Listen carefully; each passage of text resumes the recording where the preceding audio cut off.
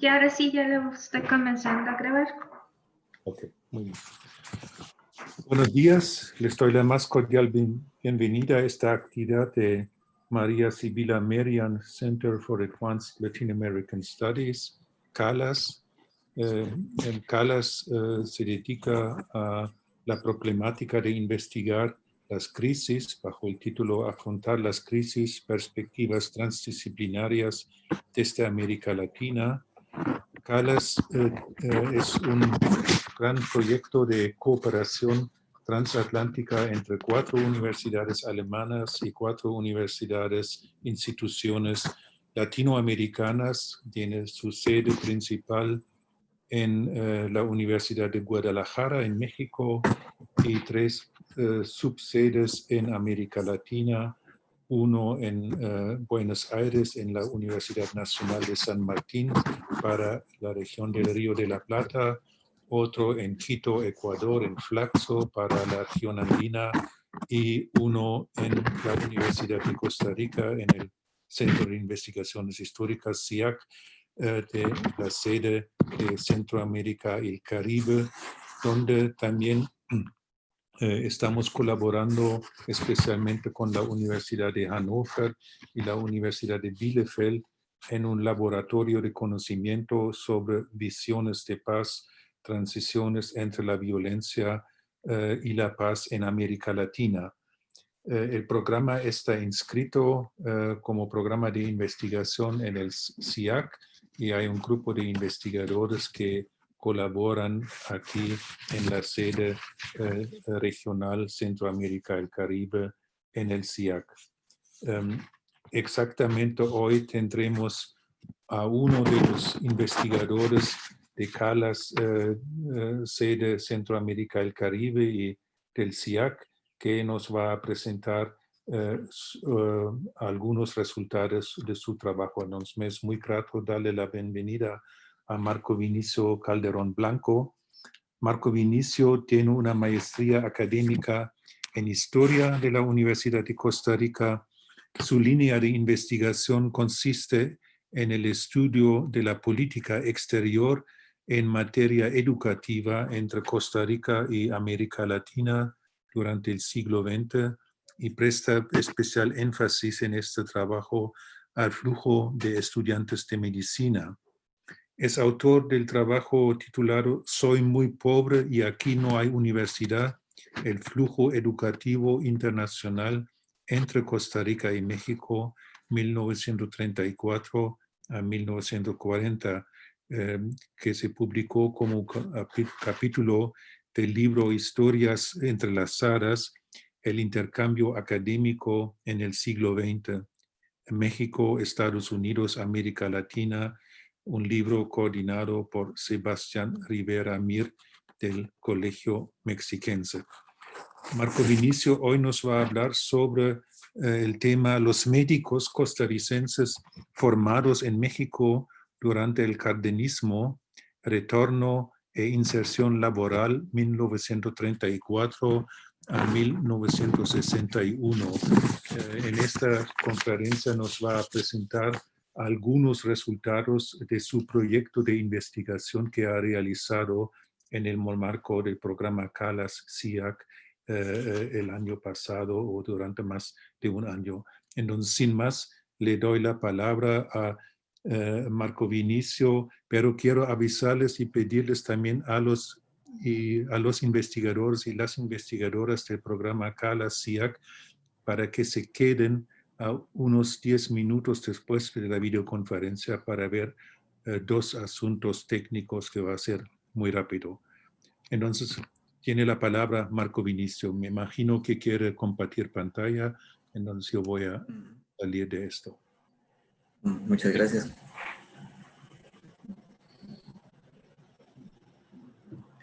Vamos a ver.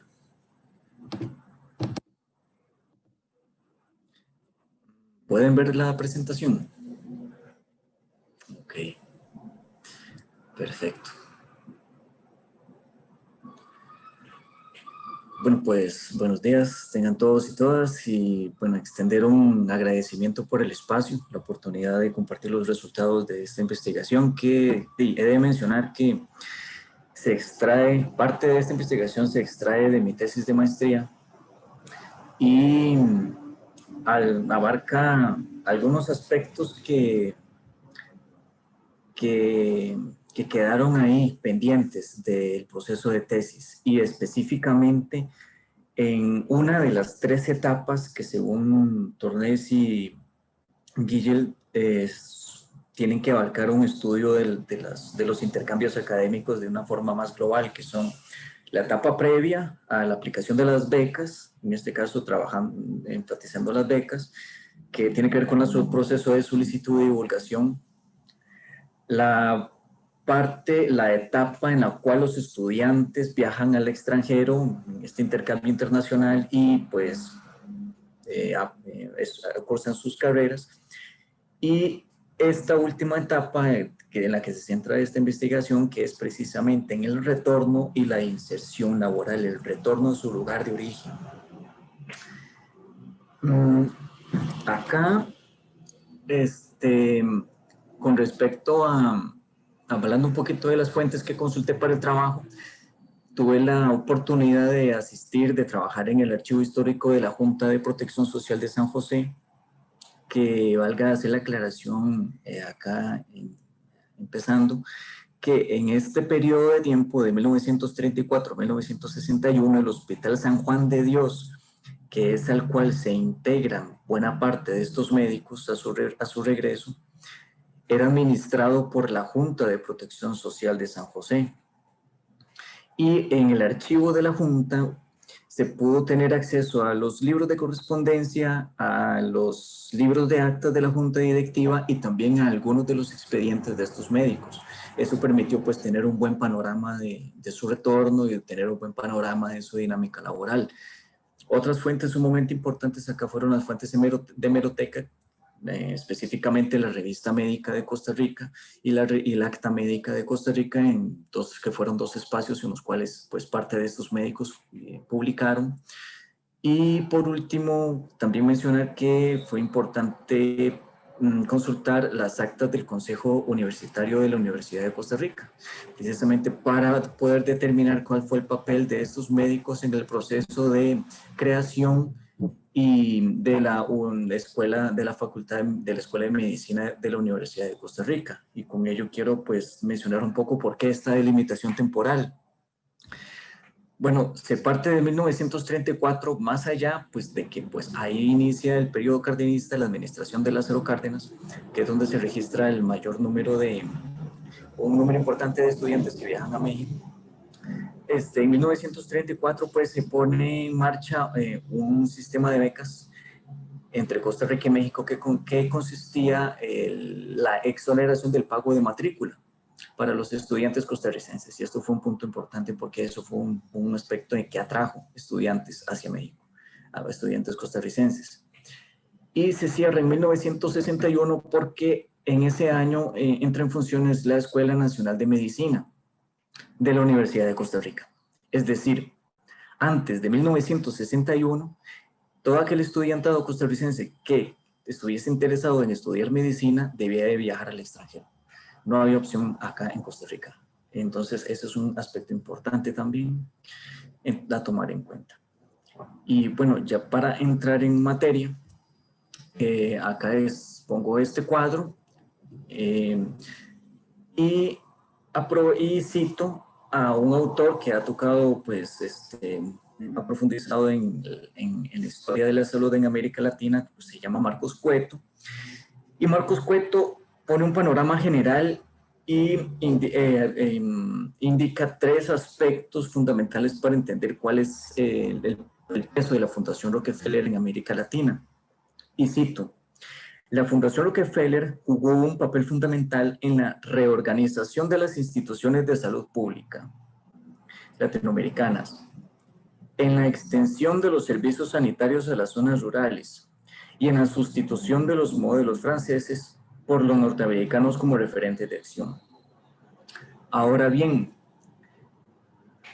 parte de un aspecto que explica en parte estos tres aspectos que cita Cueto, viene dado por las becas que la Fundación Rockefeller otorga a los países latinoamericanos para que los médicos se vayan a especializar a Estados Unidos. Entonces, este cuadro refleja cuál es el número de becas que se extendieron a México en los periodos que comprenden del 17 al 46 y cuál es el número de becas que la Fundación Rockefeller extiende a Costa Rica. Ahora, ¿por qué es interesante mencionar este aspecto con respecto a la Fundación Rockefeller? Porque para el caso de México, hubo un acuerdo entre la Fundación y el Gobierno de México de que al retorno de estos médicos, al retorno a su lugar de origen, esos médicos debían ocupar puestos de poder en la cartera de salud. Y eso fue un factor importante para explicar esta transición del modelo francés al modelo latinoamericano y la extensión de los servicios sanitarios a las zonas rurales. Mencioné que para el caso de México yo encontré información al respecto, pero es muy probable que para Costa Rica igualmente se haya llegado a un acuerdo similar o una dinámica similar. ¿Por qué? Porque aquí en este esquema pongo el caso de dos médicos costarricenses que fueron a especializarse a Estados Unidos a través de estas becas. Uno de ellos es Solón Núñez Frutos y Antonio Peña Chavarría, que a su retorno ambos ocupan puestos de poder, específicamente en el Ministerio de Salubridad Pública. Vemos Solón Núñez del 27 al 36, también Antonio Peña Chavarría del 36 al 39, y este último ocupa el puesto de director del Hospital San Juan de Dios en 1943. Eso es importante porque en 1943, es decir, el mismo año en que Peña Chavarría ocupa el puesto de dirección en este centro hospitalario, es el año en que retornan los estudiantes que son objeto de estudio en la presente investigación. Aquí también pongo, para el caso de México encontré más casos, pues más médicos que cumplen este mismo perfil, pero pues me centré en Salvador Bermúdez, ¿verdad? Un médico mexicano, y Gastón Melo, que el primero ocupa el puesto en la Escuela Nacional de Medicina de la UNAM, la dirección de la Escuela de Medicina de la UNAM, y Gastón Melo pues ocupa el departamento, ocupa el máximo puesto en la cartera de Salubridad Pública en 1932. ¿Y por qué es importante esto? Porque Salvador Bermúdez reforma el programa de estudios de la Facultad de la Escuela de Medicina de la UNAM. Y es el programa de estudios que llevan los estudiantes costarricenses que van a estudiar allá a partir del 34. Pero también en México sucede algo muy interesante, específicamente en 1935. Y es que este sector, es decir, este grupo de médicos que fueron a estudiar a Estados Unidos a través de la Fundación Rockefeller, junto con un grupo de médicos más identificados con el calor revolucionario, con el calor de la Constitución de 1917, ponen una discusión en la mesa con respecto a la necesidad de aumentar la cantidad de médicos para poder llevar los servicios de salud a las zonas rurales. Y ahí es donde se efectúa en noviembre de 1935 el primer Congreso Nacional de Higiene Rural.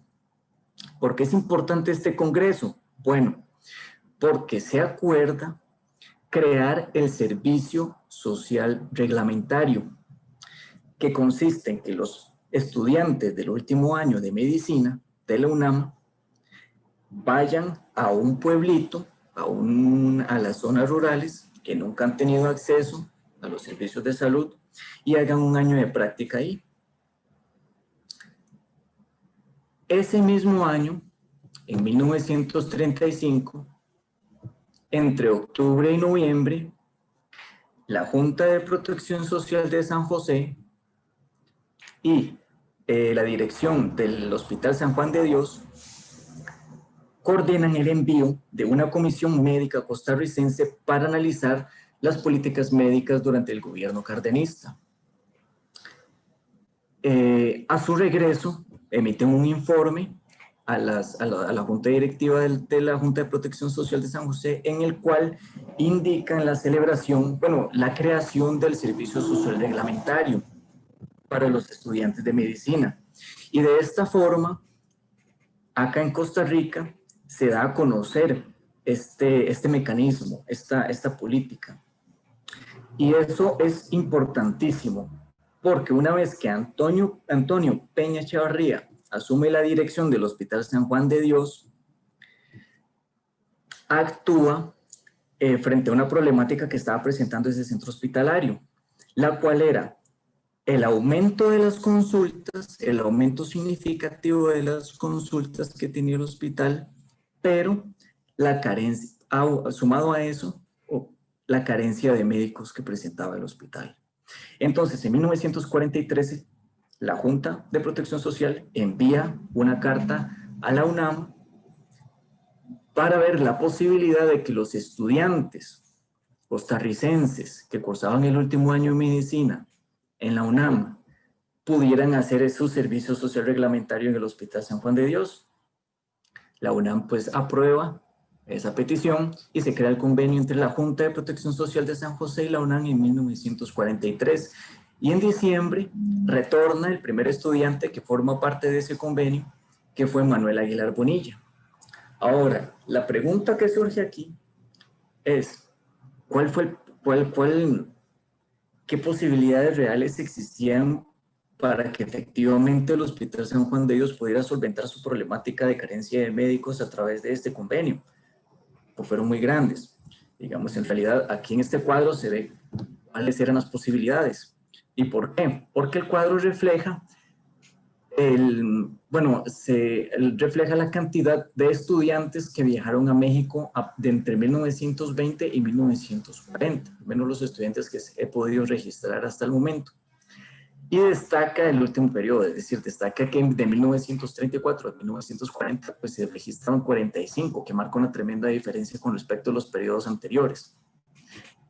Ahora, mencionar rápidamente qué explica este aumento tan significativo de estudiantes que deciden ir a México. Bueno, un factor importante aquí para entender por qué este flujo aumentó viene precisamente explicado por lo que mencioné anteriormente con respecto al programa de becas que se gestó en 1934 entre Costa Rica y México.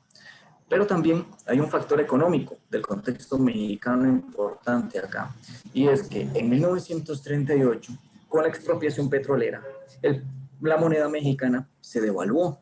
¿Eso qué significa? Bueno, eso significa que los estudiantes que viajan a México y reciben una ayuda en dólares de sus familiares radicados en Costa Rica, pues esos dólares tienen más poder adquisitivo en México por la devaluación que en otros países latinoamericanos o Estados Unidos. Entonces, resultaba económicamente más llamativo ir a México. ¿Por qué?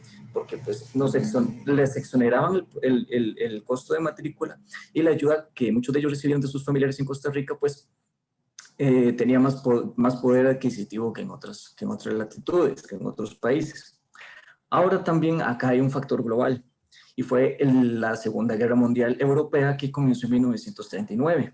Muchos de sus estudiantes, y eso pues lo he encontrado en los artículos de revista que ellos publicaron en sus memorias, digamos, ya en los 80s, mencionan que expectativas eran ir a Italia o ir a Bélgica, Alemania e Inglaterra, que pues igual Francia, que eran principales destinos, eran los destinos tradicionales, pero con el desencadenamiento de la guerra, pues su interés viró hacia México. Y eso fue un factor importantísimo que explica por qué también eligieron ir a estudiar a México. Ahora, explicado esto, voy a pasar a abarcar los aspectos el aspecto con respecto al retorno, la inserción laboral y por último, la corriente de especialización a la cual ellos se integraron y el proceso de creación de la Universidad de Costa Rica. Entonces, con respecto al primer aspecto, Acá, en este cuadro, se evidencia, bueno, de los 45 estudiantes, que entre el 34 y el 40, vemos cuál fue el año de retorno de esos 45 estudiantes. La mayoría retornó en 1945, 1944, 1945, pero no todos cumplieron esa condición, fueron parte de ese convenio entre la UNAM y la Junta. Un poquito más de la mitad, en realidad 26 pasantes, 26 estudiantes, se integraron como pasantes al Hospital San Juan de Dios y la mayoría de ellos retornaron en 1945. Ahora, con este proceso de retorno, uno, pues a la hora de revisar los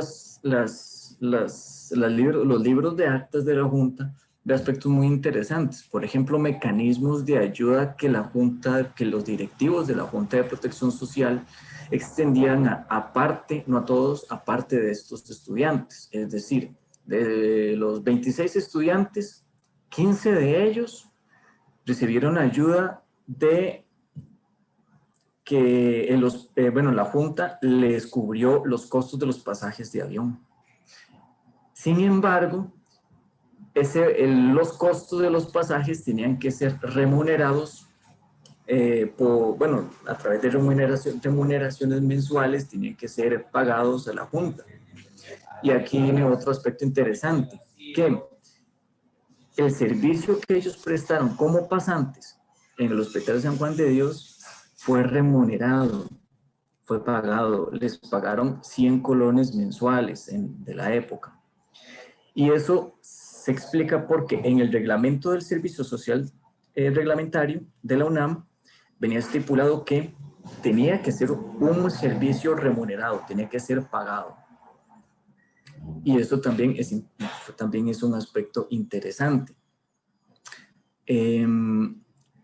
Lo otro es que, y ahí voy a pasar a un esquema que me llamó mucho la atención con respecto allá al aspecto laboral, y fue el rápido ascenso laboral que experimentaron estos médicos una vez que se integran ya formalmente a la fila del personal médico del Hospital San Juan de Dios, es decir, como médicos internos. En este esquema, en este eje, vemos cuál fue el escalafón del Hospital San Juan de Dios, que tiene como base el médico interno y está la posición de dirección. Y aquí vienen los años, del 44 a 1960. Y vemos que entre 1944 y 1948 hay un rápido ascenso, es decir, llegan a uno de ellos, que es Abelardo Brenes Ibarra, llega a ocupar un puesto de jefatura de servicio en 1948. Pero lo que me llama muchísimo la atención acá es que específicamente en 1948 es donde se dan la mayor cantidad de ascensos laborales de este grupo de médicos. ¿Y por qué en 1948? Es decir, ¿qué explica este rápido ascenso? Bueno, hay varios factores. Uno de ellos fue el conflicto armado a principios del 48, lo que popularmente se conoce acá como la Guerra del 48. ¿Por qué? Resulta que un grupo armado irrumpe en las instalaciones del Hospital San Juan de Dios. Eso fue en abril de 1948. Y, crean daños menores, pero la Junta Directiva de la Junta de Protección Social abre un proceso de investigación que da como resultado que médicos asistentes estuvieron involucrados en el conflicto, digamos, en este acontecimiento.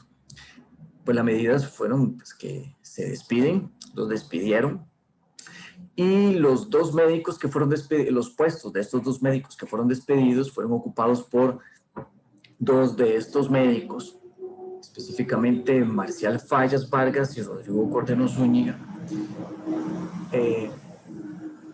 Y eso significó un ascenso laboral automático, ¿verdad? Aquí ocuparon los puestos de asistentes.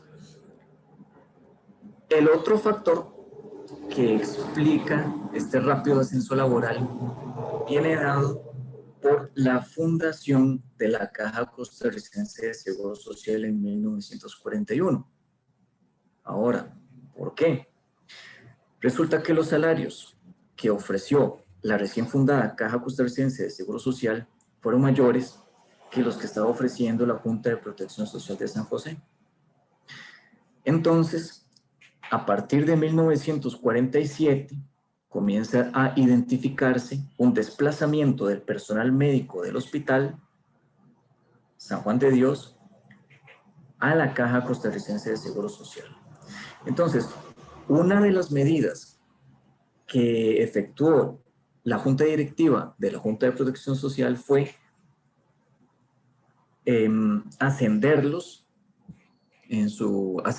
a estos médicos en su puesto laboral, que significaba un aumento de salario para poder retener ese personal. Y eso explica también por qué aquí en el 48 se evidencia una cantidad importante de médicos que logran ascender a esos puestos. Eso, en resumen, fue una estrategia que aplicó los directivos de la Junta y el hospital para poder retener su personal, que no se les pasara y no quedar en la misma condición que habían quedado, que presentaron en 1943 cuando solicitaron ayuda a la UNAM. Ahora, eso no significa de que lograron retenerlos. Es decir, muchos de estos médicos que son objeto de investigación acá, efectivamente se trasladaron a la Caja Costarricense de Seguro Social, principalmente entre 1949 y 1960. Y en este mapa, que es un mapa de San José de la época, es un mapa de San José de 1956, acá el Hospital San Juan de Dios está en rojo. Vemos que el Hospital Central, que fue administrado por es administrado, actual Hospital Calderón Guardia, es administrado por la Caja Costarricense de Seguro Social. Ahí se pasó el grueso. Ahí se registra la mayor cantidad de médicos que se pasaron que dejaron de trabajar en el Hospital San Juan de Dios. Un total de 7 entre este periodo. Hubo un caso en que trabajó como administrativo en la Caja Costarricense de Seguro Social. Acá en el Ministerio de Salud hubo 2 casos, y con la fundación del Hospital Nacional de Niños en 1964, 3 pediatras que se graduaron en México pasan a laborar en el hospital. Entonces, al final, esa medida que llevó a cabo el Hospital San Juan de Dios no tuvo un resultado tan esperado, digamos, no generó el resultado que ellos esperaban, porque se terminó produciendo un desplazamiento importante de médicos hacia otras instituciones. Y hay que considerar, entre 1950 y 60 en adelante, pues la Caja Costarricense de Seguro Social estaba en un proceso de expansión. Entonces demandaba médicos, demandaba personal médico, y eso también influyó para este desplazamiento. Ahora, hablando un poco acerca de la dinámica en relación con las especializaciones de estos médicos, y también cómo se integra, cómo eso fue un factor importante para que se integraran en el proceso de creación de la Escuela de Medicina de la Universidad de Costa Rica, pues mencionar algo muy interesante. Resulta que una de las revistas que se consultaron acá para este estudio, antes de 1939, estoy hablando de la revista médica, una de las principales características de esa revista era que los artículos que se publicaban en esa revista en específico eran artículos de médicos extranjeros, es decir, se importaban artículos. Eso preocupó al personal editorial, que coordinó con el personal de la Junta de Protección Social de San José, coordinó con el personal del Hospital San Juan de Dios para crear mecanismos por lo cual los médicos costarricenses surtieran de publicaciones a la revista médica de Costa Rica. Y el resultado fue la creación de centros de estudio. El primer centro de estudios que se creó en el hospital fue el de 1939, que fue el Centro de Estudios Moreno Cañas. En este centro de estudio Moreno Cañas se integran de manera temprana parte de estos de los médicos que se graduaron en México. Y fue un espacio sumamente importante porque fue un espacio de discusión de trabajos, fue un espacio donde se divulgaban los resultados de investigaciones que ellos realizaban ya como jefatura de departamentos. Y eso significó que durante la época, hoy voy a hablar un poco de este otro centro de estudio, pero durante la época se publicaron un total de 69 artículos de parte de este grupo de médicos. Principalmente hay un médico que publica más de 20 artículos, se lleva el grueso de las publicaciones, que es Abelardo Brenes Ibarra, y eso se debe en parte por la importancia que tuvo el departamento que estuvo a su cargo, el cual fue el Departamento de Enfermedades Infecciosas. Y eso motivó a que este médico pasara constantemente surtiendo la revista médica, publicando acerca del la lepra, ciertos tipos de fiebre, más que todo aspectos de carácter divulgativo. Acá con respecto a este otro centro de estudios que se funda en 1949, la particularidad que tiene este otro centro de estudios es que es integrado por la generación de médicos que se graduaron en América Latina. Es decir, acá se logran identificar médicos que se graduaron en Colombia, médicos que se graduaron en Brasil, médicos que se graduaron en Chile y también parte de los médicos que se graduaron en México. Y tiene como finalidad algo muy parecido, algo muy similar al Centro de Estudio Moreno Cañas, que es pues un espacio de discusión, pero también donde se organizaban congresos. Eso es muy importante porque de acá se organizaban congresos médicos nacionales. Otro aspecto con respecto a la especialización de este grupo de médicos tiene que ver con las becas que se les facilitó para poder especializarse en el extranjero. Específicamente, la Junta de Protección Social aprobó un total de 5 becas para 5 de estos médicos, y la mayoría de ellos, estamos hablando de 4, entre 1946 y 1949 se fueron a especializar a Estados Unidos, y solo uno en México. Una vez que muchos de ellos se trasladan a la Caja Costarricense de Seguro Social, acuden a esta institución para poder volver a viajar a Estados Unidos. En este caso se registran 2 becas y un caso que vuelve a viajar a México. Entonces, lo que estamos viendo acá con respecto a las especializaciones es un eje San José, México y Estados Unidos, donde México es una opción para cursar la carrera de medicina a nivel de grado, y Estados Unidos a nivel de posgrado o una especialización que podía durar entre 3 a 6 meses. Entonces eso es algo muy interesante porque, digamos, acá en Estados Unidos se contempla para algo para especializarse, es decir, para un aspecto muy específico.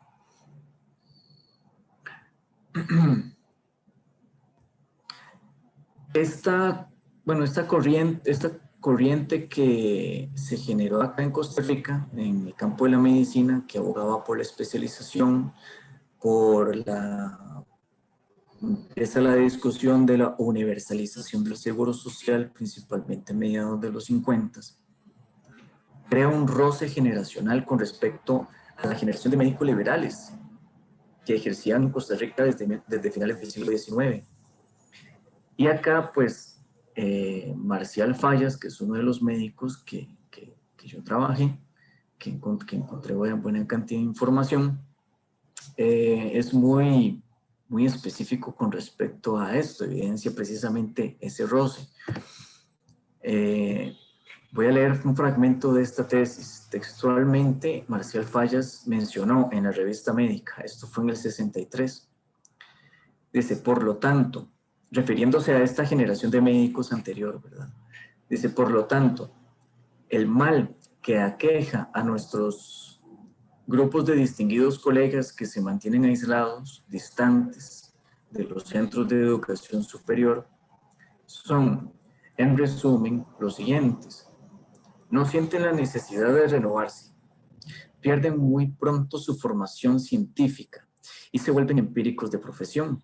Han dejado de ejercer sus conocimientos a fuerza de abandonar el estudio, que leen muy poco, que no asisten a cursos ni a congresos, que se van distanciando así rápidamente de la medicina de su tiempo y se aíslan en la medicina de ayer. Esta es la problemática que él identifica con respecto a esta generación de médicos liberales. Yo falta como abrir la pregunta para ver qué tan aplicable puede ser actualmente estas declaraciones, pero en la época lo que a mí me llama la atención es que una discusión parecida, o sea, un choque generacional parecido, se logra identificar en México, principalmente en la década de 1930. Que eso fue una de las motivaciones que llevó a que se celebrara el Congreso de Medicina Rural, donde se crea el Servicio Social Reglamentario. Es decir, en ambos casos, tanto en Costa Rica como en México, esta generación de médicos que aboga por la especialización, que adopta el modelo estadounidense, critica a ese médico que lo único que le preocupa es, según palabras, según sus declaraciones, pues es tener un consultorio privado y el que pueda pagar la consulta, pues bien, y el que no, pues lo siento. Así lo ponen en esos términos. Entonces hay un roce fuerte ahí también, que no solamente uno lo puede identificar en este aspecto de la especialización, de que no están investigando, de que no están renovándose, sino también en la discusión por la conveniencia de crear la Universidad de Costa Rica. Y es que al momento en que este grupo de médicos retorna en 1943, ya estaba sobre la mesa la discusión si era conveniente o no de que la Universidad de Costa Rica, que se creó en el 40, debía tener una escuela de medicina para que formara a sus médicos. Y la generación de médicos, parte de la generación de médicos liberales que publicaba en la revista médica, pues era claramente estaba en contra de que la Escuela de Medicina se creara, y parte de sus argumentos, parte de su posición, que justificaban su posición, era que ellos preferían que los estudiantes viajaran a los centros europeos o a Estados Unidos, porque ahí obtenían un nivel educativo más elevado que si se formaran acá en Costa Rica.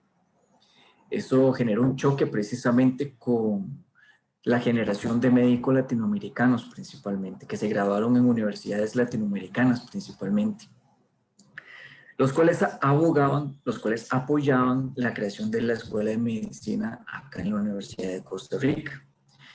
Y es interesante porque del grupo de médicos que yo trabajo, se integra a ese proceso de formación en la década de los 50, específicamente a partir de 1959, todo el proceso que ellos pasaron en relación con el ascenso laboral que experimentaron en el Hospital San Juan de Dios, la experiencia acumulada que tuvieron en términos laborales, más las opciones creadas de especialización en el exterior, motivaron a que fueran considerados por el Consejo Universitario de la Universidad de Costa Rica como especialistas para que valoraran los programas de estudios de la futura Escuela de Medicina, para que formaran parte del proceso de reclutamiento de profesores de la facultad, inclusive para que ellos fueran profesores de la Facultad de Medicina.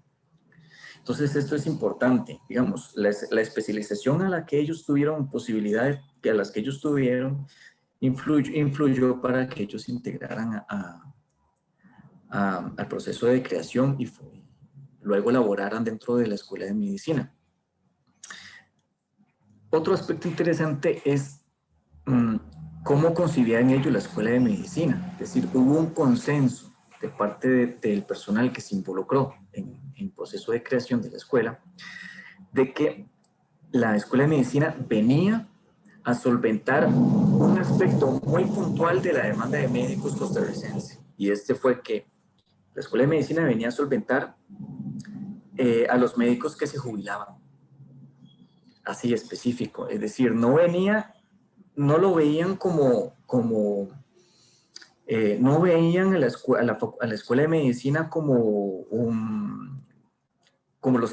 el mecanismo por el cual se iba a solventar la creciente demanda de médicos que el sistema de salud costarricense iba requiriendo año con año, sino algo muy puntual. Los médicos que se jubilan, pues los puestos los llegan a ocupar los médicos que se gradúan de la universidad. El resto de la demanda de médicos viene a solventarse precisamente por el flujo exterior. Ese aspecto cambia, digamos, y por eso agrego este gráfico. Eso cambia una vez que la Universidad de Costa Rica comienza a graduar a sus médicos. A partir de mediados de los 60, pues claramente supera en gran parte a los médicos graduados de universidades extranjeras. Bueno, al menos en este gráfico yo llego hasta el 64. Este gráfico, digamos, lo confeccioné con una revista médica, específicamente la nómina de médicos de Costa Rica de 1896 a 1935, y la revista médica de la época, que publicaban cuáles eran los médicos que se integraban al colegio de médicos durante este periodo de estudio, y ahí indicaban de qué universidades se graduaban. Vemos algo sumamente interesante, que entre 1910 y 1939, la gran mayoría de los médicos se graduaban de universidades europeas. En el contexto de la Segunda Guerra Mundial hay un cambio drástico. No solamente México llega a ser un destino importante, llega a ser el destino mayoritario a nivel latinoamericano, sino pues también ya Latinoamérica como región empieza aquí a predominar. Y esta es una tendencia que continúa después de 1964, por lo menos hasta 1990. Esto es algo sumamente interesante. Inclusive con México liderando, es decir, de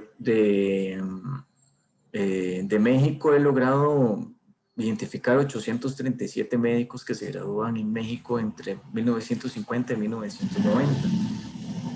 Y el país que le sigue es España con 140, entonces la distancia es enorme, digamos, es México. Entonces, vemos cómo este grupo de médicos que va a estudiar a México, bueno, este grupo de médicos que se gradúan de universidades mexicanas entre 1934 y 1940, 43, representan la primera generación de médicos o inaugura esta tendencia de tener a México como principal destino de estudios, ¿verdad? Eso es algo muy, muy importante, marcado principalmente por los factores que dije anteriormente de la Segunda Guerra Mundial y aspectos específicos del contexto mexicano. Y acá pues, viendo este gráfico y ya después haciendo un repaso general de toda la presentación, y surgen aspectos muy interesantes, es decir, en forma personal, yo a la hora de finalizar esta investigación, quedé con inquietudes muy similares a las que quedé cuando terminé el proceso de tesis con respecto a pues, todas las líneas de investigación que surgen a raíz de esto. Por ejemplo, durante la década del 50, 60, 70 y 80, cómo se comportó esta dinámica de los flujos internacionales educativos en el campo específico, en el campo médico. Y ahí pues voy a tocar algunos aspectos de la conclusión.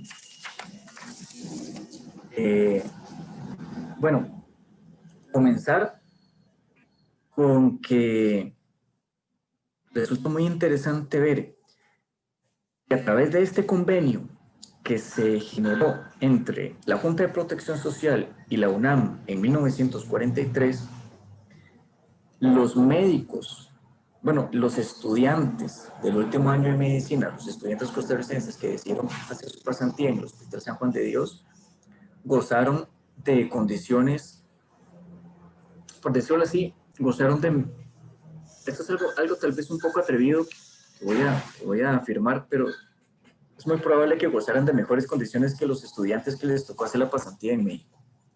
Es decir, digamos, yo estuve leyendo algunas tesis que hablaban acerca de la experiencia de los estudiantes que realizaron su servicio social reglamentario en México durante esta época de estudio, y muchas de esas tesis concordaban bueno, llegaban a los resultados coincidían en decir que pasaron por algunas penalidades más allá de lo económico, y es que estaban lidiando con comunidades que nunca habían tenido acceso a un médico.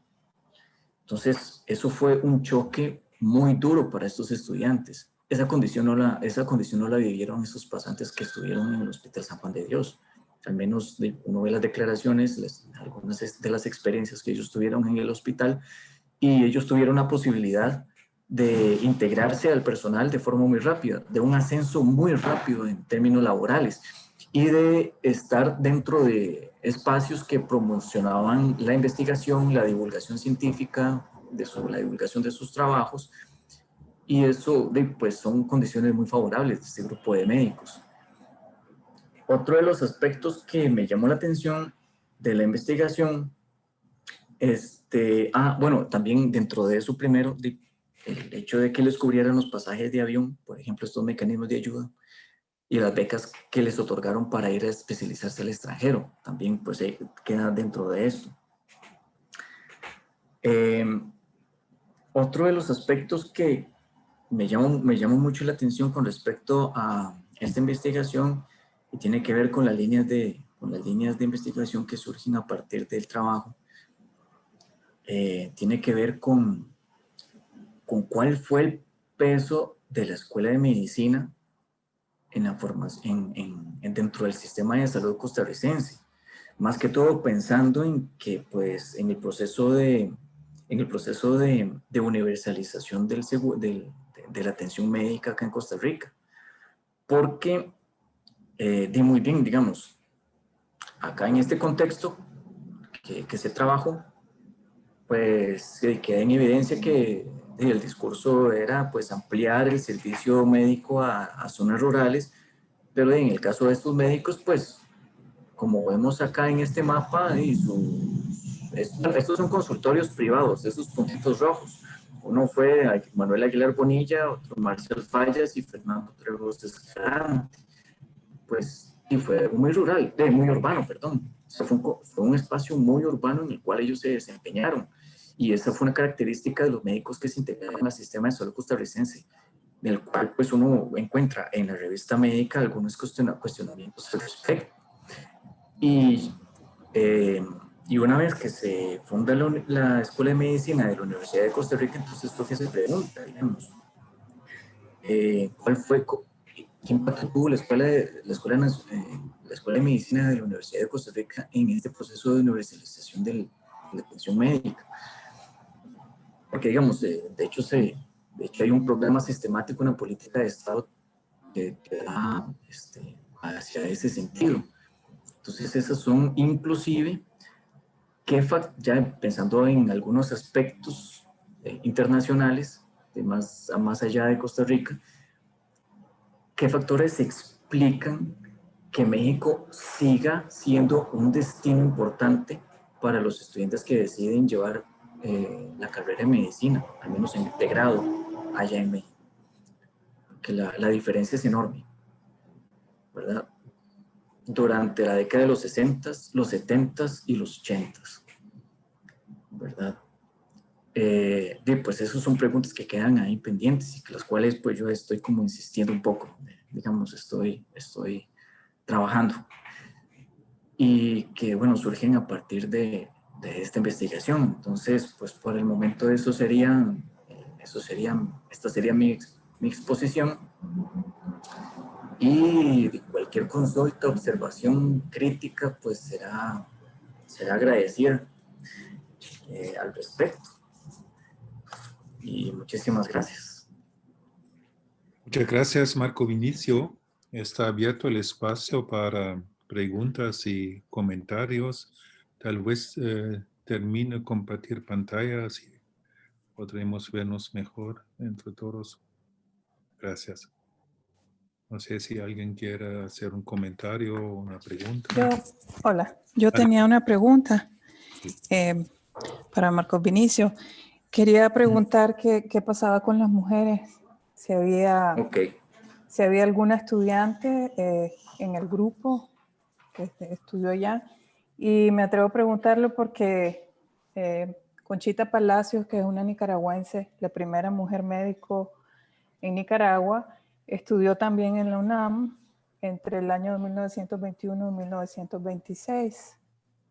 Extraño, digamos, en tu trabajo que nos contaras un poco, digamos, si había mujeres en el grupo y si no había, ¿por qué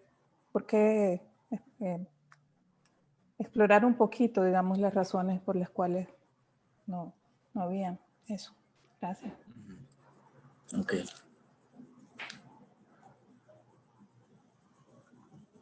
Adelante, Marco Vinicio. De una vez. Bueno, ese es un tema, digamos, sí, tanto en la tesis de maestría que cubrió el periodo de 1917 a 1940, como esta investigación que desarrollé, sí se ven casos de mujeres. Digamos, hubo un programa de becas que es en el contexto del centenario de las independencias centroamericanas, el gobierno de México pues facilitó cierto número de becas y hubo un caso de una mujer que fue beneficiada con una beca. Pero el registro que tengo de ella es que no terminó la carrera. Estuvo 2 años allá solamente. Y no hay mayor información que explica qué la hizo pues tomar esa decisión. Y en este caso en específico, en esta investigación en específico, sí hay una mujer, Irene Salazar, si no me equivoco, ella se llama, se llamó Irene Salazar, y ella cumple su servicio social reglamentario en el Hospital San Juan de Dios. Lamentablemente, y digo lamentablemente, la mayor información a la cual yo tuve acceso se referían a los médicos hombres. Y estoy hablando de los expedientes médicos.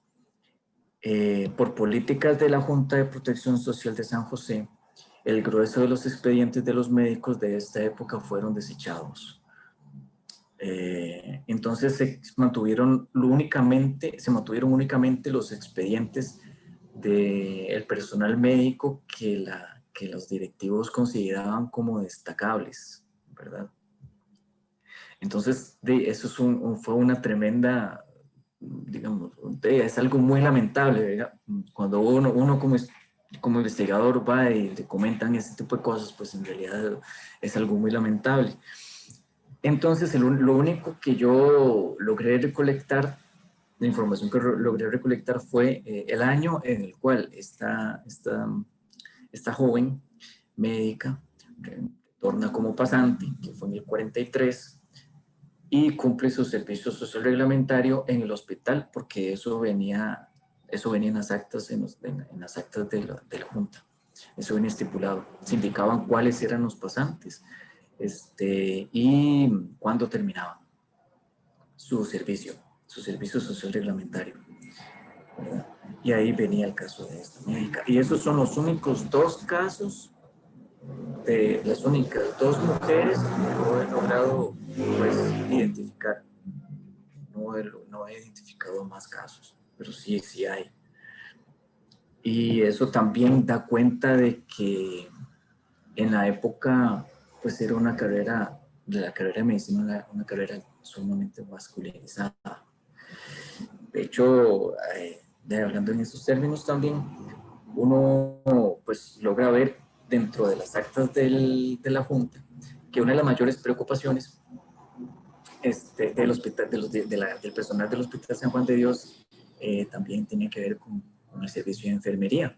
Entonces, ahí sí, digamos, las mujeres, pues, un grupo de mujeres que se van a especializar al exterior, que retornan, se integran al personal, ahí ya sí se puede ir precisamente porque de caso contrario, ¿verdad? De que la carrera de enfermería sí era una carrera donde la mayoría de las que cursaban eran mujeres. Pero sí hay una división muy fuerte en la época, al menos. ¿Más preguntas o comentarios? Sí, Carmen, adelante. Gracias. Desde México, sí, es un comentario en el sentido de la expresión que utilizó para que había cierta sorpresa de que en el caso de México, no, ¿sí me escucho? Sí. Ah, bien, que en el caso de México el servicio social no había sido en las mejores condiciones. Ok. Sí, es que tienen toda la razón. Realmente era un país que apenas estaba implementando todas estas medidas sociales que surgen en la posrevolución. Era un país en 1917 con 90% de analfabetismo, muy rural, con pocas escuelas profesionalizantes. Y en este proceso como tan lento de institucionalizar esas causas sociales por las que se levantó la gente en armas en 1910, es Lázaro Cárdenas quien les da un impulso fuerte. O sea, desde el 17 hasta el gobierno de Cárdenas, como que todo era muy lento. Y con Cárdenas se nota la diferencia. Entonces, es totalmente válida esa mirada en el sentido de decir que había muchas comunidades rurales que nunca habían tenido un médico presente. De hecho, me atrevería a decir que en la actualidad siguen existiendo comunidades en donde no hay un médico. ¿Por qué? Porque hubo una retranca, un retraso durante muchos años por los proyectos neoliberales que en vez de seguir como ese avance de la cobertura de servicios médicos, lo pausaron. Pero bueno, tienen razón quienes lo plantearon así en sus tesis, porque México era un país sobre todo rural y entonces llegar a todas las comunidades, pues no. Por ejemplo, el Instituto Mexicano del Seguro Social, que es la institución de salud que atiende ahora a 50 o 60 millones de derechohabientes, surge en el 45. Surge como idea y luego crear los hospitales, preparar los médicos. Es un proceso muy largo el que tiene este país para lograr esa cobertura aún deficiente en el tema de la atención de la salud. Entonces me imagino la impresión de llegar a comunidades que seguro ni había caminos, que había que pasar por ríos, que había que usar medios de transporte precarios y bueno, hacer el servicio social. Eso le pasa todavía a muchos médicos y mujeres médicos mexicanas. Y bueno, pues qué interesante escuchar que les sorprende, porque para nosotros no sería sorpresa ni aún en este tiempo. Es todo, gracias. Pues muchísimas gracias por el comentario y sí, ya, digamos que ya me siento un poquito más confiado a la hora de argumentar eso, porque de lo que yo había tenido acceso fueron a dos tesis, una licenciatura, otra maestría que hablaba acerca de la experiencia de los pasantes en dos comunidades específicas. Y sí, lo que comentaban eran que los estudiantes, muchos de ellos venían, después de hacer su experiencia de pasantía, venían completamente decididos a no volver a un pueblito a atender gente, ¿verdad? El choque fue fuerte, porque pues están de todos los conocimientos propios que cada comunidad tenía para tratar ciertas enfermedades, y el choque fue fuerte. Lo que me parece interesante es que hubo estudiantes costarricenses que decidieron hacer su pasantía en México y su tesis se basó precisamente en esa experiencia. Entonces, pues una de las lo que yo tengo ganas es de volver a México y consultar esas tesis, a ver qué impresiones tuvieron ellos de su experiencia como pasantes allá en México. Y por otro lado, lo que olvidé mencionar es que, bueno, para el caso de Costa Rica se registra ese convenio entre la UNAM y la Junta de Protección Social. Ahora, es una pregunta. ¿Cómo fue digamos, no sé si Costa Rica sería interesante ver si hubo algo similar para el caso de los estudiantes centroamericanos, inclusive latinoamericanos, considerando que Y pues ellos, muchos de los países latinoamericanos de la época ya contaban con una escuela de medicina, varias universidades, ¿verdad? El caso es que Costa Rica es un caso súper particular, es decir, hasta el 61 tuvimos escuela de medicina. ¿Verdad? Entonces, también hay la pregunta, si fue algo muy particular para los estudiantes costarricenses o si también hubo otros estudiantes de la región en los cuales hubo un convenio similar. Yo tengo también algunas preguntas muy puntuales. Si entendí bien, los que fueron a México, estudiantes de medicina para estudiar allá, hicieron una formación completa, no solamente de especialización o subespecialización. Entonces, mi duda es cómo fue la formación de médicos antes de esto en Costa Rica, cómo se formaron, cómo terminaron su formación para ser médicos. La segunda pregunta es, si entendí bien, las becas para estudiar en México no eran becas así individuales, sino institucionales, para decirlo así, en el marco de este convenio entre la Junta de Protección o Protectora y México. ¿Cómo fue el proceso de selección de los becarios? Y también una otra pregunta sería, ¿cómo está la situación hoy? Yo sé por mi cooperación en la colaboración académica entre Alemania y Costa Rica que durante un periodo hubo una fuerte participación de médicos costarricenses en Alemania para sacar su especialización o subespecialización. ¿Hay algo similar con México después de los años 60 o después del 61? ¿Se siguen formando en especializaciones o subespecializaciones en México, médicos de Costa Rica? Y una cuarta pregunta que es más para Carmen, porque me interesaría saber si en México la formación de médicos también se realizó en parte en Estados Unidos. Esto es una curiosidad que tengo, me imagino que había relaciones también en esas décadas que son el periodo de estudio de narcovirus. Me interesaría también, si sabes algo de esto. Bueno, ya. Sí. Bueno, voy a proyectar ahí. Vamos a ver. No sé si me podrían ahí compartir pantalla para proyectar el último gráfico que puse en la presentación. Está habilitado Okay. la función. Muchas gracias. Entonces, acá pueden ver el gráfico. Sí. Ok. Entonces, con respecto a lo que se refiere el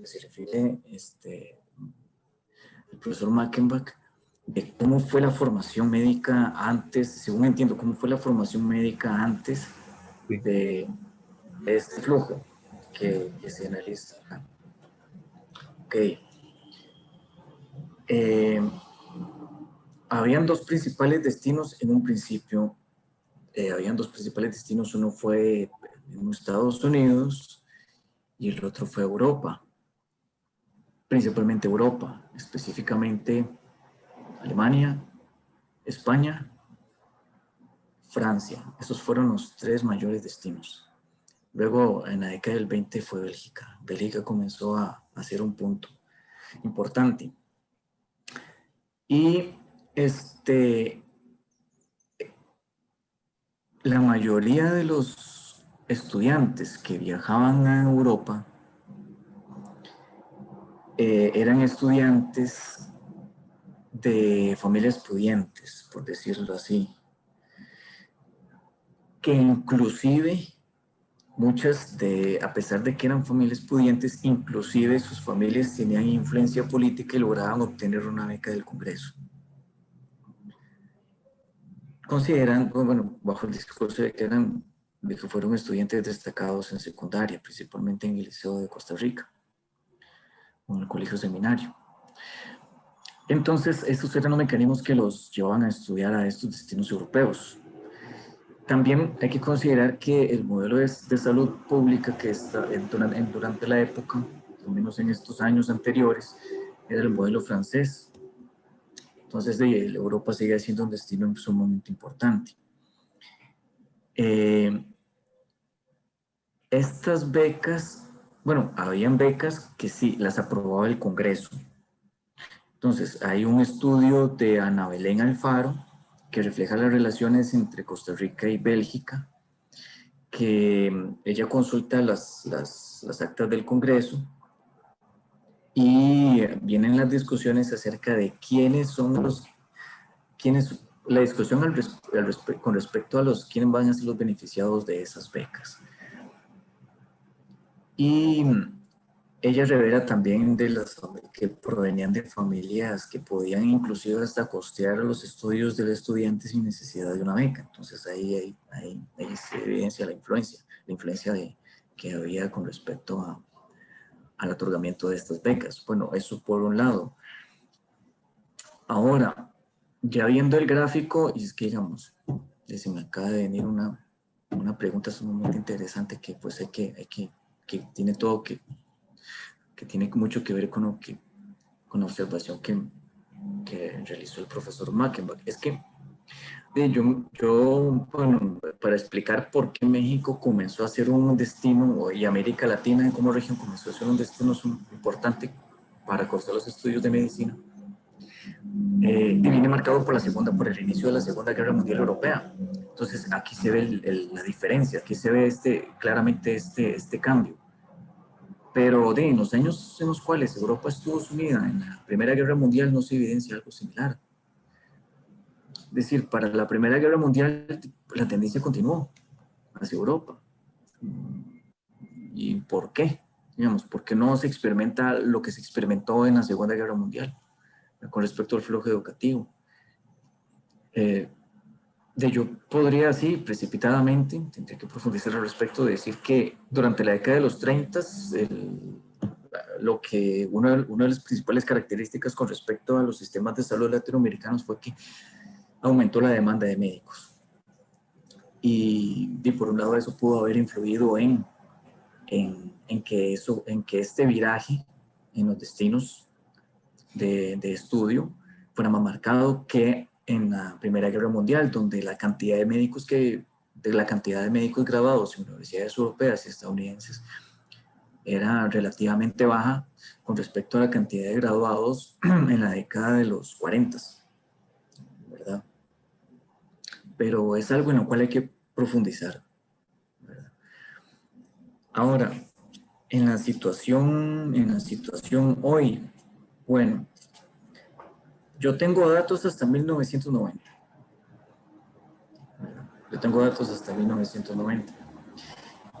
Y una de las cuestiones, como ya mencioné, uno de los aspectos que me llama poderosísimamente la atención, y aquí me estoy adelantando, ¿verdad? Porque aquí yo me estoy adelantando. Y uno de los aspectos que me llama poderosísimamente la atención es que México continúa siendo un destino predominante. Es decir, entre 1950 y 1990 hay 837 médicos que se graduaron en México, en carrera, de grado, ¿verdad? Y el que le sigue es España con 140. Y bueno, cuando uno ve cuáles son los otros países latinoamericanos que acá en el 50 y en el 60 fueron destinos, aparte de México, pues uno ve, a nivel centroamericano, El Salvador fue importante. También uno ve que fueron a Brasil, que fueron a Argentina, que fueron a Chile. Y uno dice, bueno, después de 1950, muchos de estos destinos, muchos de estos países entran en regímenes totalitarios, pues entran en regímenes de dictadura, en el caso de Argentina, en el caso de Brasil, en el caso de Chile. el conflicto centroamericano, principalmente en El Salvador, eso pudo haber influido para que México continuara siendo un país importante. Que esa situación fue muy diferente en México, a nivel político. Entonces, después eso puedo también explicar un poco por qué México, ¿verdad? Y también después de 1950, México también siguió siendo un destino para llevar cursos, para llevar estudios de posgrado y estudios de especialización. ¿Especialización en qué específicamente? Pues en pediatría, en cardiología, en ginecología. Entonces uno, el patrón que va viendo y lo va relacionando precisamente con estas políticas de natalidad. Por un lado. Pero lo que pasa es que no tengo suficientes datos con respecto a los estudios de posgrado o los estudios de especialización. Hay muchos vacíos ahí en la información que he logrado acceder y no me permiten argumentar así con toda la fe del mundo, ¿verdad? Que México continúa siendo un destino importante para especializarse después de haber sacado un grado. Pero yo también sospecho que Estados Unidos en ese aspecto también fue un destino muy importante. Es decir, este eje entre San José de México y Estados Unidos creo que es algo que continúa. Para el caso de Europa, y de manera específica,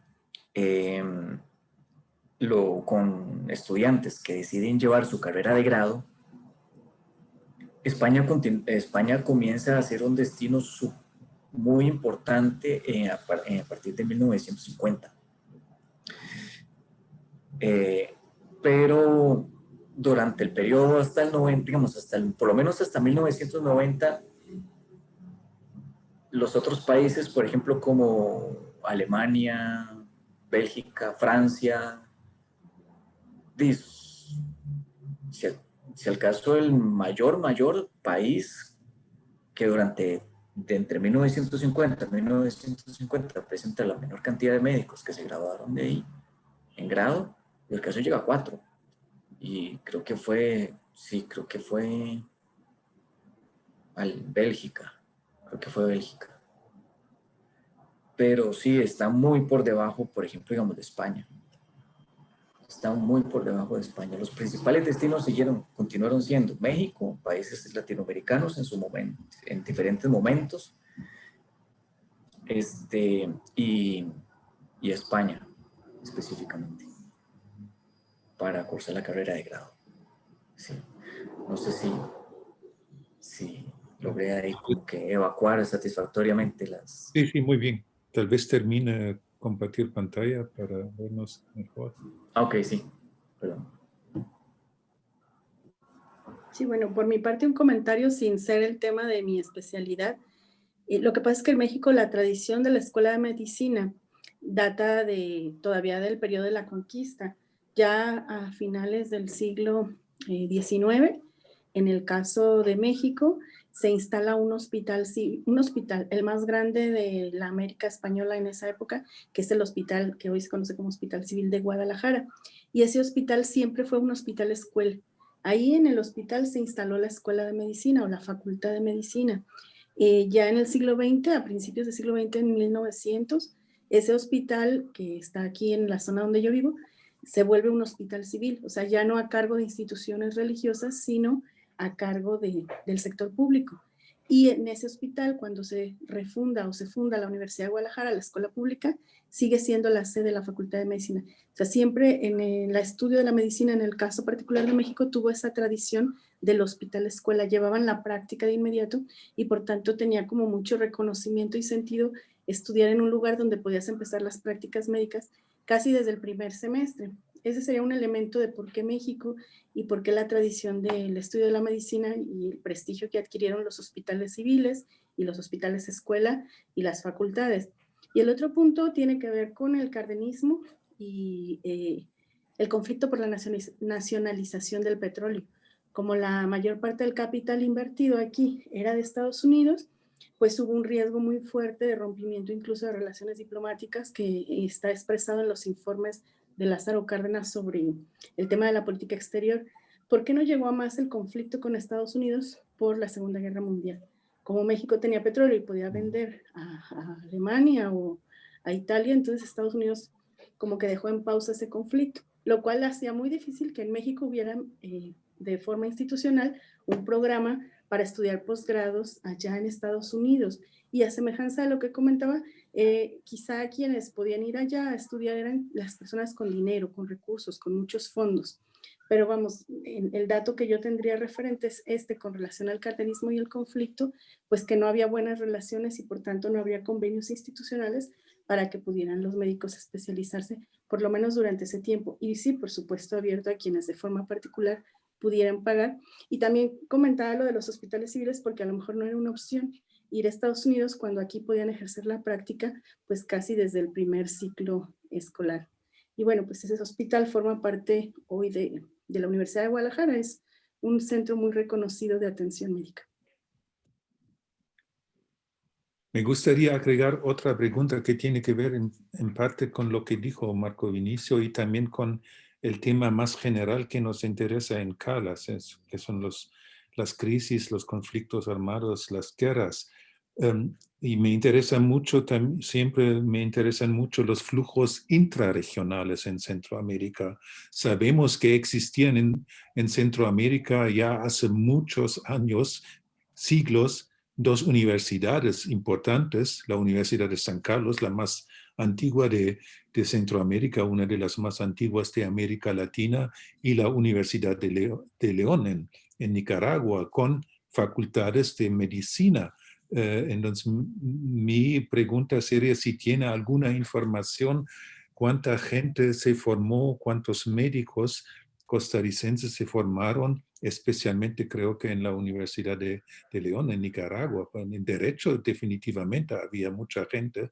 Tal vez hoy no les gusta tanto a los ticos escuchar esta historia porque es completamente diferente la historia. Tal vez había una ruptura especialmente a partir de los años 60, 70, por los conflictos armados, etcétera, etcétera. Pero esto son especulaciones, no tengo ningún dato sobre esto, pero tengo esta curiosidad, porque existían y siguen existiendo estas universidades antiguas en Centroamérica, donde gran parte de las élites centroamericanas y también costarricenses se formaron, principalmente en Derecho, y me imagino también en medicina, pero como dije, no tengo datos. Es una curiosidad. Pues sí, sí tengo información, hasta el 90, digamos. A nivel centroamericano, el mayor destino de los estudiantes que decidieron cursar la carrera de medicina fue El Salvador. Sí, fue El Salvador. Seguido por Guatemala, la Universidad de San Carlos. Y de tercero está Nicaragua, la Universidad de León. Estoy hablando que El Salvador, durante el periodo del 50 al 90, bueno, estos datos son los graduados, los médicos graduados que se integraron al colegio de médicos, ¿verdad? Entonces, no puedo afirmar que son el total del personal médico de Costa Rica, pero eso es un buen parámetro para poder pues, valorar cuál fue el comportamiento de estos flujos. En El Salvador se inscribieron al colegio de médicos durante la época 28 médicos. Es decir, se graduaron de ya 28 médicos. De la Universidad de San Carlos, 14. Y de Nicaragua, es decir, vamos a ver, yo creo que fueron 11. Si no mal no recuerdo, tengo que confirmar. Pero sí, digamos, fue la tercera opción, la tercera, digamos, destino en importancia. Y es algo, digamos, durante la época es sumamente interesante esto que dice Mackenbach, porque aparte de registrarse estudiantes, bueno, de identificar estudiantes que deciden ir a Centroamérica a estudiar, a países centroamericanos a estudiar, ser digamos, se nota que desde finales de los 70 ya deja de ser una opción. Entonces hay una relación directa con el conflicto centroamericano. Ya dejan de viajar a El Salvador, ya dejan de viajar a Nicaragua y a Guatemala. Entonces ahí está inmerso el conflicto. Otra, más bien, y esto es lo que me tiene así como súper emocionado, digamos. Más bien, el Colegio de Médicos, esta información que he estado consultando, registra solicitudes de médicos centroamericanos para ver si les otorgan el permiso de ejercer su profesión aquí en Costa Rica durante la década de los 80. ¿Verdad? Entonces, lo que sí evidencia más bien es un viraje en el flujo. Una inversión. Entonces, una inversión, exactamente. Y es algo sumamente interesante que se explica a través del conflicto. Para el caso centroamericano, que es algo que, bueno, hay que entrarle a seguir, a profundizar, porque lo único que tengo son esos datos puntuales, pero hay que seguir profundizando, digamos, cuáles fueron las condiciones, en qué se, al menos de los médicos centroamericanos que ejercieron acá, ¿verdad? Poder rastrearlos, no, digamos, en los datos que he consultado hasta el momento no indican si venían de El Salvador, de Nicaragua, de Guatemala, entonces hay que seguir en esa tarea. Pero sí, es sumamente interesante lo que se ha encontrado hasta Muy bien, gracias. No sé si hay más preguntas o comentarios. Si no es el caso, no sé si Marco Vinicio quiere decir algo para terminar.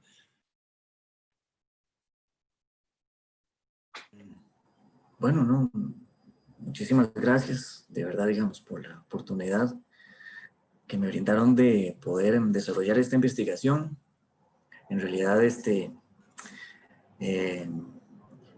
pues terminé más de esta investigación, más bien me terminó como que convenciendo de seguir en esta línea específicamente. Estoy muy interesado por estudiar la profesión médica, principalmente después de 1950, acá en Costa Rica, que creo que es algo muy importante, y dentro de esta perspectiva de los flujos internacionales, es algo que me terminó fascinando un montón.